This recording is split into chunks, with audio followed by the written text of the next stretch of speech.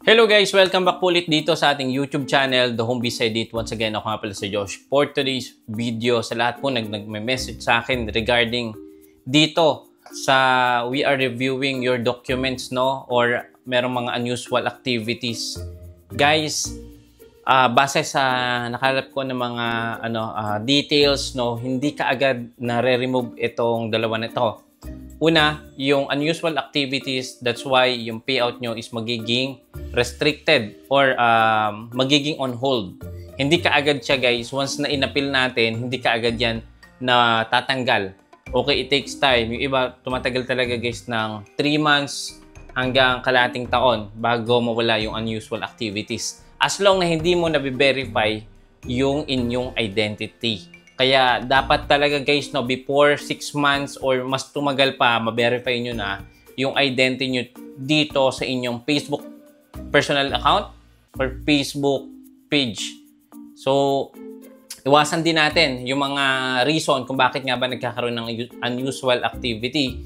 Number 1, ito based sa experience, yung mga creator na sa ibang bansa, tapos lilipat sila ng country, nagkakaroon ng unusual dahil nababago yung country. And pangalawa, posible din dahil sa admins, no, na naglalagay tayo ng admins or nag-allow tayo ng admin na ma-access yung ating payout. So, iwasan nyo muna guys, no, mag-add ng admin para at least, di ba, hindi tayo magkaroon muna ng mga unusual activities. And at the same time, huwag palagian tayo magpalit ng bangko or talaga magpalit ng PayPal. Huwag palagi. Siguro, kung talagang kailangan lang baguhin or nag-fail ang inyong payout, saka nyo babaguhin. And usually, kapag po na-remove na yung ating reviewing documents or yung restrictions, may on-hold process pa din po yan ng ilang araw. So, matagal. It takes, nakalagay dito, no?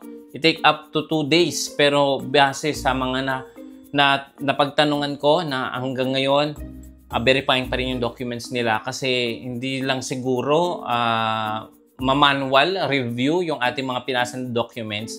Kasi nga, di ba, sobrang dahil nagkaroon ng ganitong problem. And similar po, sa lahat na nakikita ko, ang daming nagkaroon ng ganitong problem, lalong-lalo na kung malaki yung payout or expected payout nyo.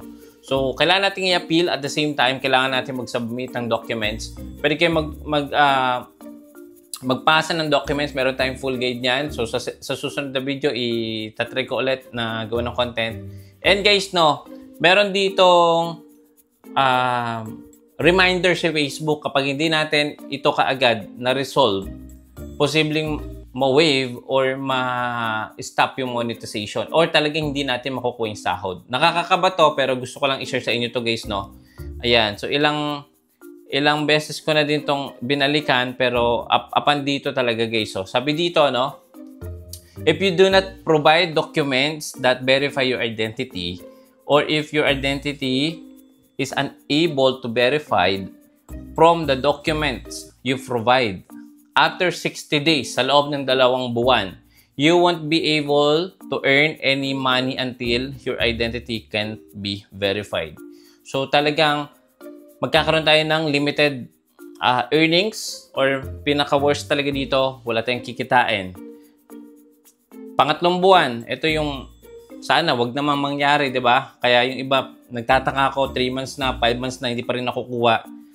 Dahil dito, pwede palang ma-forfeit and waive all right to receive your earnings. So, nakakakaba to guys, no?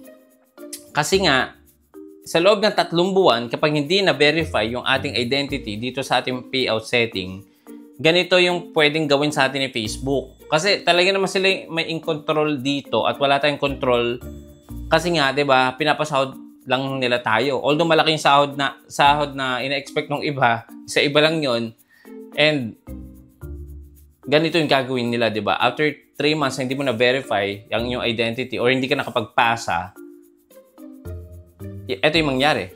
Pwedeng ma-forfeit or ma-waive. No, pero kung nakapagpasa ka naman at nakapag-provide ka ng bank statement or documents or ID, okay na yon kasi nga in review process at hindi kaagad-agad nire-review ni Facebook. So may pag-asa kayo. Okay, kung hindi ka nagpasa dahil baka akala mo lang glitch lang to or error or system update or payout update setting ni Facebook, mag-provide pa din kayo guys, no? Kung sa tingin mo wala pa yung 3 buwan, magpasa ka na kaagad. Okay? Validation may take up to days and you'll be notified when the review is finished. Once your identity has been verified, the on-hold payout account will be removed and you'll be able to start earning again. So yun nga, hindi ito mabilisan base sa experience at sa mga napagtunungan ko. Hindi kaagad to in just 2 days makikita kaagad, no? So ito yung mga bangko na pwede nating i-submit. Bank or PayPal, kailangan mo yung statement or transaction history within more than 6 months ago. Ayan. This can be photo or statement or pwedeng screenshot. So, ilalagay nyo yan dun sa appeal. So, kaya nga sinasabi ko sa inyo, i-appeal nyo yung mga payout na hindi nyo pa nakukuha. Isasama nyo dun yun kasi magre-reply sa inyo sa email, sa Facebook or sa Meta. So, dun nyo isa-send sa email. Okay? Ito pa yung iba, voided check, passbook, account creation document, PayPal statement. So, ito yung mga tinatanggap. Bank document must be visible and legibly display the following. So, kailangan talaga kung ano yung bank name nyo or yung logo, yung account holder full name, kung ano po yung pangalan nyo sa personal account nyo na nakaka-receive ng payout, kung ano yung nilagay nyo doon, dapat naka-state din doon sa pinrovide nyo na screenshot or picture na papasa nyo sa inyong appeal. Account number, account ID, dapat visible. Okay? Types of ID you can use to verify your identity. Ito ngayon primary na palaging nire-remind sa atin na ito dapat yung pasa natin. Driver's license na hindi pa expired, state or national ID, passport. So, pwede yun. Pwede rin naman ito, no? To be accepted, your ID must be clearly show. Palaging sinasabi yung picture, yung name, birth date, ayan, expiration date, no? Why your identity may not be verified. Ito yung mga reason naman kung bakit hindi na be-verified yung identity natin. Number 1, include all 4 sides and corner in the frame. Baka naman pag pinicturean nyo or in-update nyo or in-upload nyo, hindi kuha yung corner. So, dapat talaga visible yung isang ID natin or yung mismong ID, yung frame, kita. Make sure image are clear and legible. So, dapat readable, mas malinaw, mas okay. Submission should be free of reflection or glare. May mga camera kasi guys, no? Di ba pag pinipicture na natin sa ibabaw, nagre-reflect yung araw. Or kapag gabi naman tayo nag-take ng picture, nagre-reflect naman yung flash or yung mismong ilaw. So, make it sure, no, kung magpapasa kayo, dapat talaga yung lang, natural light or yung talagang wag yung sa gabi maliwanag masyado.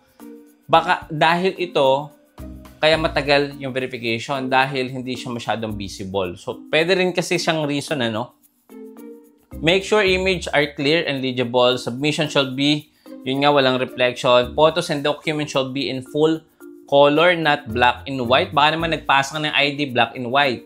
So, dapat colored, no, na mataas ko resolution.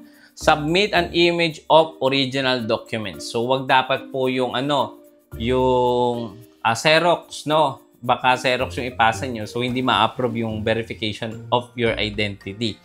Ayan, ensure your documents are not damaged or invalid. Baka may mga ID naman kayo na pinasa na may punit or nabasa. Nako, palitan na lang natin. So, maselan pala si Facebook sa verification your identity. Do not submit documents that are expired or altered in any way. So, bawal po yung may mga alter. Bawal po yung may mga binago na sulat kamay. Or yung may mga mali. So, pili na lang kayo ng iba pang ID na meron kayo dyan. Okay? You need to include image of both front and back of your documents. So, hindi lang pala harapan. Kung magpapasa po kayo ng ID, dapat po harap at likod. So, nakalagay dito. Sabi dito, note, you may need to take a screenshot of electronic statement. If your identity couldn't be verified from documents you provide, it may be because of your document was illegible or otherwise unclear, expired, didn't visibly show your date of birth, had some of required information ay natakpan daw, wasn't in a full colored, so baka nga black and white yung napasa mo, or nandito is didn't include all four sides of the corners. So, wasn't the original document. So, eto nga nakalagay dito, no? So, dapat po, hindi, ang pinicturean nyo, hindi siya Xerox or scan. So, dapat po original, yung mismong hawak nyo.